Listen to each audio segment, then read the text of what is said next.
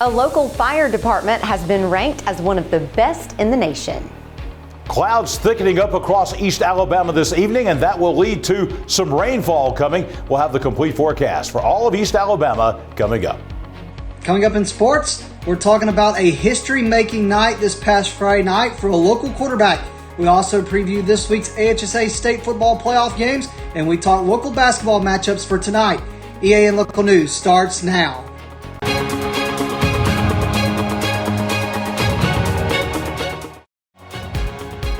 This segment of EAN Local News is brought to you by Waldrop Manufacturing, metal buildings made right here in Calhoun County.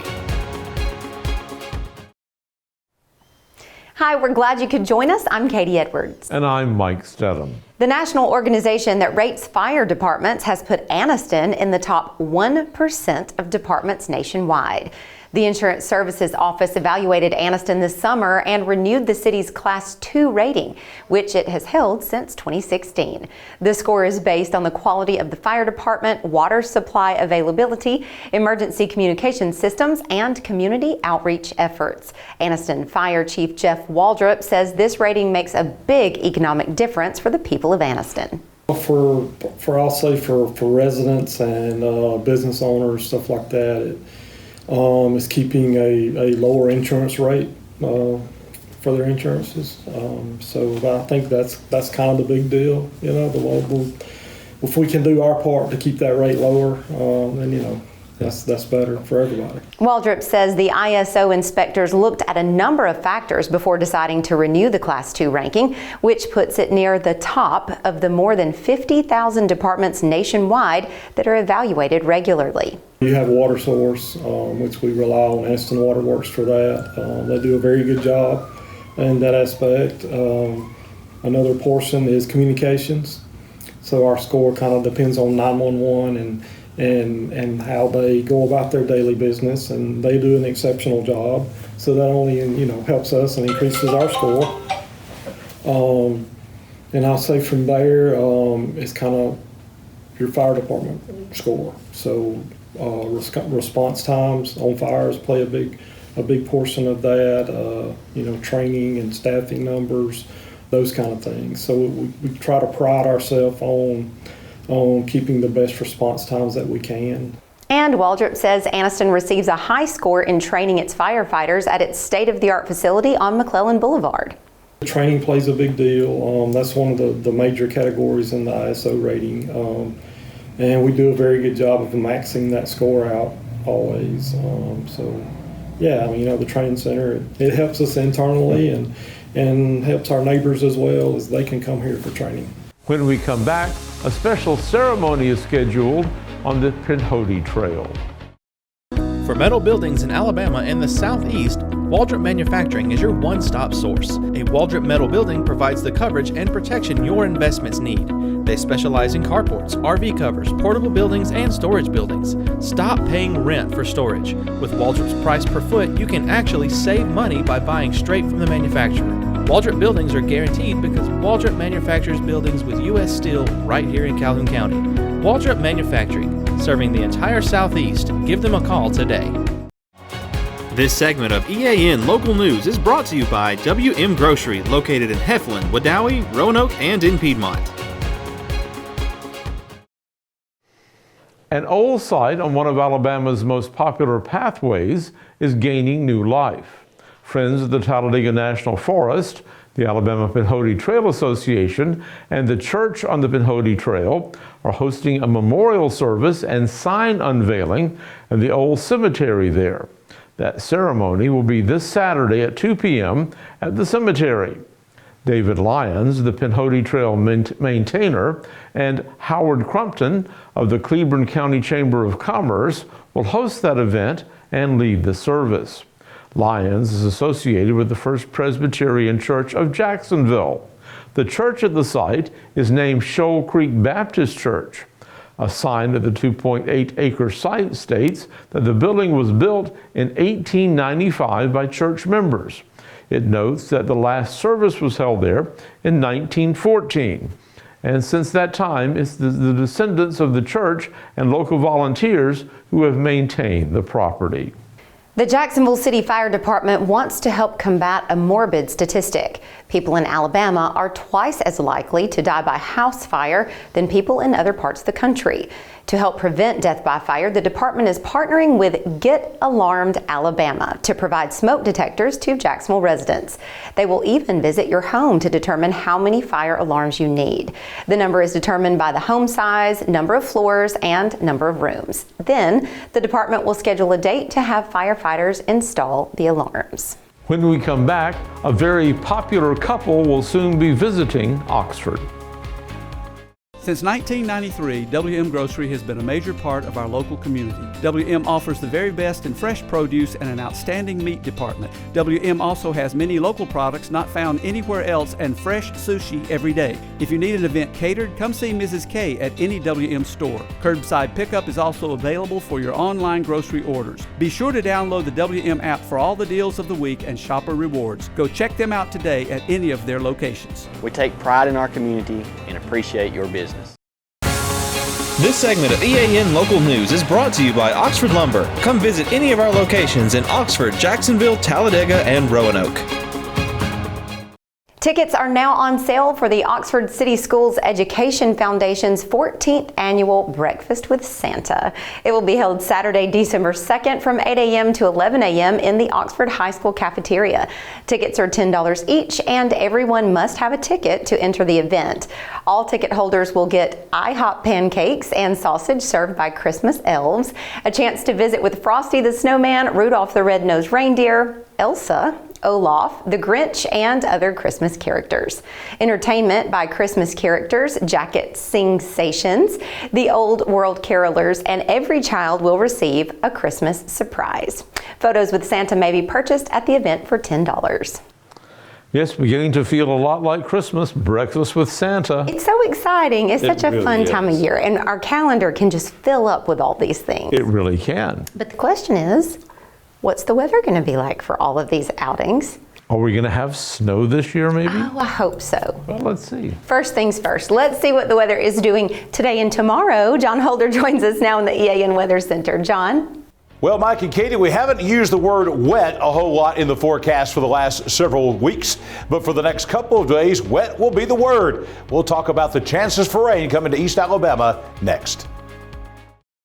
For over 60 years, Oxford Lumber has been servicing our area, and our customer service has always been our main focus.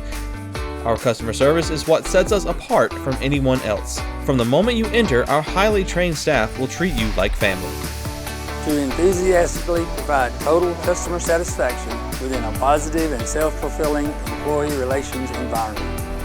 Visit us at any of our 4 locations or at oxfordlumber.com.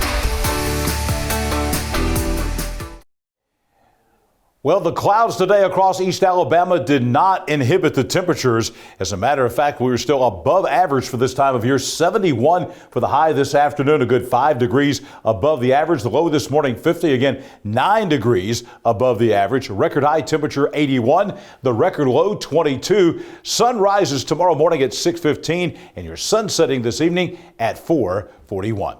Weather on your street on a Tuesday night, taking you out to Vigo Road in Piedmont. Those clouds will continue to thicken up, and those clouds will lead to rainfall, but that's going to hold off until after midnight tonight. We'll be around 50 for the low, and some showers coming in, light rain showers again after midnight up in Piedmont. As we look at the day tomorrow, wet is the word. A few scattered showers on Keith Drive out in Weaver. Going to be noticeably cooler tomorrow. The winds will be blowing 10 to 25 miles per hour out of the east. That'll be a cool east wind. And the high temperature tomorrow, we go from above average to below average, 57 for the high tomorrow with about a 50-50 chance of rain. The rest of the week, we're going to include rain chances every day throughout the rest of the week. So a few rain chances, again, light rainfall, but again, every day we will have a chance of rain out on Robertson Road in Golden Springs, and temperatures will be in the 60s for the rest of the work week. 7-day forecast after we get through this unsettled weather coming up for Wednesday, Thursday, and Friday. A nice weekend coming up. Our best chance of rain will be coming tonight, tomorrow, probably lasting into tomorrow night. Then we'll have a small chance of a shower early on Thursday morning. Sunshine by the afternoon, highs back into the mid-60s again, and then we're close to 70 by Friday afternoon. Again, about a 40% chance of a shower. There might be a small chance of a shower for some of the high school playoff games around the region, but it should not be a big deal. The weekend looking good. Plenty of sunshine and warm temperatures will be in the mid-60s. A cool morning coming up, though. On Sunday morning, we're dropping back down into the upper 30s once again, but that's nothing we haven't already seen in the fall season. And by the early part of next week, we're bringing back more rain chances. That's a good thing. Light rainfall, a 20% chance of a shower on Monday, a 40% chance of a shower on Tuesday. Yesterday, we showed you the extended outlook as far as precipitation goes, and now we're looking at the temperature outlook. And the temperature outlook, this is taking you all the way into Thanksgiving week. As we look at Thanksgiving week coming up next week, you're going to be looking at temperatures that should be just about a little bit below normal, actually, for this time of year. We'll see how that goes, but for right now, it looks like we're going to be just a little bit below average as far as temperatures go for the next several days as we head into Thanksgiving here in East Alabama. Join me back here tomorrow morning at 6 a.m. bright and early. We'll have your complete breakfast and workday forecast coming up. Until then, it's sports time now. Namath Pitt's going to talk about a remarkable accomplishment for a local area football player. Namath? Thanks, John. History was made this past Friday night for one local quarterback. It is a night that will never be forgotten. For Jim Ogle, he connected with 68-yard touchdown pass to reach his 100th pass touchdown, a 35-7 rout of Bayside Academy in last Friday's first-round playoff game in Golden Eagle Stadium. Ogle then went on to complete 13 of 18 passes for 166 yards and 2 touchdowns as the Golden Eagles, who improved to 9-2, earned a second-round shot at Bibb County. Bibb County beat Montgomery Academy 56-6. Congratulations to quarterback Jim Ogles on completing his 100th passing touchdown. Speaking for the second round of the playoffs, as Jacksonville prepares for its second round playoff matchup, so do more teams. Let's talk about all of this week's matchups. There's only 3 in the second round of the playoffs that feature Calhoun County football teams. Here they are, starting in Class 6A. The Oxford Yellow Jackets are facing off against A.H. Parker on the road in Birmingham at Parker. Parker is that team that went on the unprecedented run a year ago, knocking off Clay Chalkville in the first round of the playoffs. They are one of the top 4 scoring offenses in the state in 6A. They're one of the top 15 defenses in 6A. And for Mason Mims and the Oxford Yellow Jackets and Coach Sam Adams, they will have their hands full as they go on the road to face A.H. Parker in the second round of the Class 6A playoffs. In Class 4A, we just talked about quarterback Jim Ogles and the Jacksonville Golden Eagles. They will go on the road to face a team they're familiar with. That's Bibb County. The Choctaws of Bibb County feature one of the best running backs in Class 4A. Bibb County comes into this game with a big win in the first round over Montgomery Academy, 56-6. And so Jacksonville, Jim Ogles, and Choctaw County, the Choctaws of Bibb County, will go head-to-head. Again, this game will be at Bibb County, and that is your Class 4A matchup featuring a local team. There's one local game featuring a Calhoun County team, and that's in Class 3A, the Piedmont Bulldogs. They host undefeated region champions Lauderdale County. Lauderdale County comes into this game having a great season. Region champions, notably the big win over Mars Hill Bible, which was a region game, big Region 8, Region 6 game. Piedmont Bulldogs at home against the Field of Champions, where they play some of their best football, which is at the Field of Champions. So Piedmont Bulldogs are at home in the second round of the state playoffs. That is all 3 of your Calhoun County football matchups for the second round of the state playoffs. Now, while 3 teams are preparing to play football this Friday night, other teams are preparing to hit the hardwood. Basketball season is officially in full swing for local teams, and we have a lot of games that are taking place tonight. So let's take a look at all the matchups for tonight, starting with arguably the biggest game, the one that starts the year every year, Oxford and White Plains. The girls will play first, and then the boys will play after. Coach Chris Randall's team makes the trip to Oxford. It's a very good Oxford Yellow Jackets team. They say the teams that Oxford has had. Chris Randall's really excited about the team he has. So as you can tell, The top team is the home team, so the Oxford Yellow Jackets are at home tonight against White Plains. The Anniston Bulldogs girls. Now, this is just the girls, and they're playing Central Clay the Vols. This game is at Anniston. Again, Anniston's the top team right there. This is just the girls. Anniston Bulldogs girls will be facing off against Central Clay. Speaking of Jacksonville football, the basketball team has also started their season, and they're on the road tonight facing a really good Springville Tigers team. Springville has been a really good basketball program. Jacksonville obviously coming off the back-to-back appearances in the state championship game where they found themselves with some hardware that they brought home. Very talented Jacksonville team. Now, Broome may be gone, but this is still a really good Jacksonville team. They find themselves in a really good early test to the start of the season as they go on the road to Springville. Speaking of teams in Jacksonville, the Jacksonville Christian Thunder. They are going to Georgia, where they are going to face the Georgia School for the Deaf. So the Jacksonville Christian coach Tommy Miller's team, a good team. Everybody remembers the run they made just a couple years ago, all the way into Jacksonville, into the Final Four. The Jacksonville Christian Thunder are going to make the trip to Georgia to face the Georgia School for the Deaf. For Sacs, Jonathan Miller is gone. It is the Coach Ginn era now at Sacs. They make the trip to Gaston. They're on the road at Gaston. Gaston's the top team again. These programs are meeting tonight on the hardwood up at Gaston. The Sacs Wildcats making the trip to face Gaston. And the final basketball game tonight features a local school that is new, making their first season appearance. Well, this is not their first appearance. This is their third game, but this is their first season. It is the Hope Christian Academy out of Lighthouse Church in Oxford. Head coach T.J. Thompson takes his Hope Christian Academy Saints on the road to Heritage Christian. T.J. Thompson and Hope Christian Academy are on the road at Heritage Christian. Those are all your basketball games tonight on the hardwood floor. Good luck to all teams competing tonight as we continue on a football season to the second round, but also as we start basketball season. That's it for EAN Local Sports. Let's go back over to Mike and Katie. Thanks for that update, Namath.